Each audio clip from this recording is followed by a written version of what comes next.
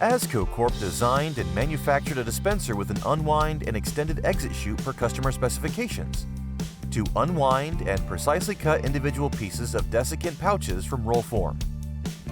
Rolls of material are loaded onto the cantilever unwind. The unwind station has a variable speed motor and control panel. From the unwind, material travels under the dancer arm as it controls the speed and tension of the material web. Material then travels through a set of idler rollers which guide the material into the traction belts.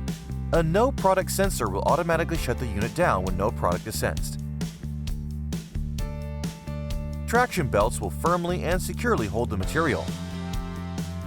The eye registration is mounted in the knife assembly for accurately indexing the material. Once the material is indexed, a heat-treated D2 tool steel blade precisely cuts the material at the seal.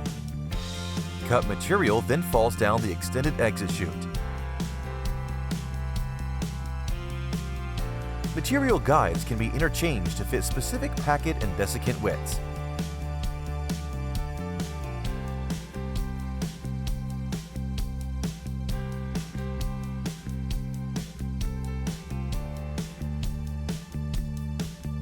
The unit has a color touchscreen for easy setup and operation.